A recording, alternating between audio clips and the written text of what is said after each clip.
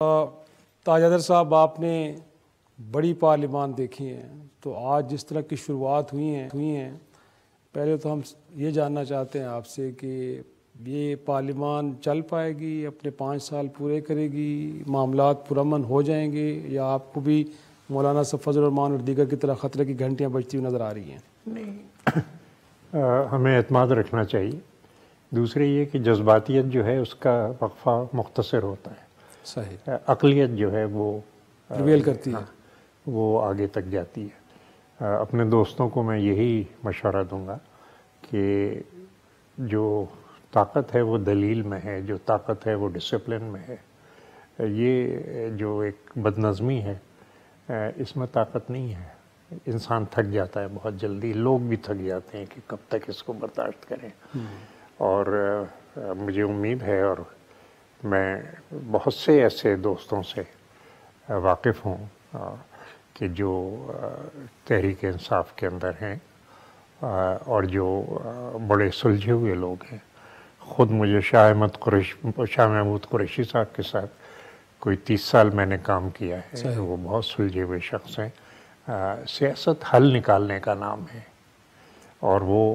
حل نکالتے ہیں۔ علی ظفر صاحب، ابھی محترم ان سے سینٹ کے اندر میرا رابطہ رہا۔ علی محمد خان صاحب، میں جب ہماری یہ تھی پارلیمنٹری افیئرس کمیٹی، اس میں علی محمد خان صاحب وہ الیکٹورل ریفارمز کا بل لے کے آئے تھے، اور بڑی اچھی ہماری انڈرسٹینڈنگ رہی، کارکردگی رہی، کیونکہ بات دلیل سے ہوتی تھی، بات اس سے نہیں ہوتی تھی، اور عین نزدیک تھا کہ وہ ہم اتفاق رائے سے وہ بل منظور کر لیتے، جبکہ کچھ لوگ آ کے وہاں پہ شور مچانے لگے اور وہ ہنگامہ کر دیا، اور اس کی وجہ سے وہ پھر الیکٹورل آپ نے رپورٹ نہیں پیش کرنے دی اس کی سینٹ کے فلور پہ۔ آج 2 سال سے زیادہ ہو گئے کہ رپورٹ پینڈنگ میں پڑی ہے۔ نہ کریں، پارلیمنٹری کمیٹی نے وہ الیکٹورل ریفارمز،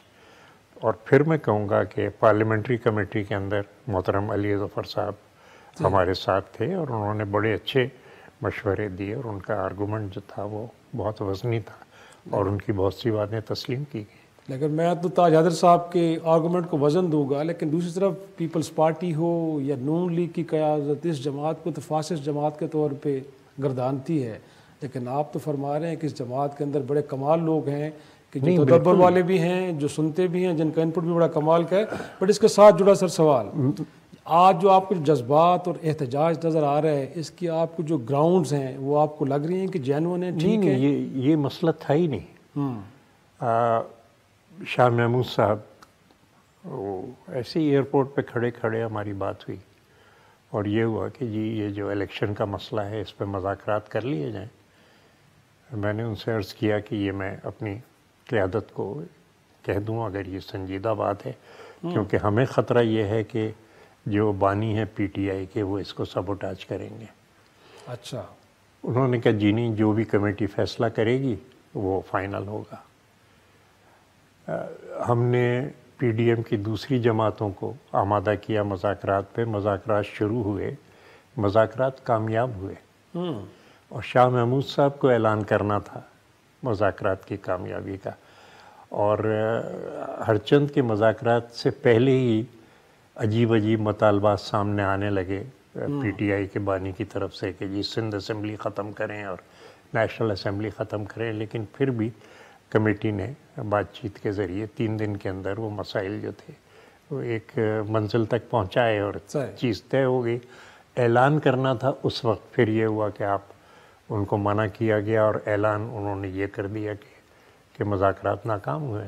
اور اس کے بعد پھر یہ طوفان ہوا، اور پھر یہ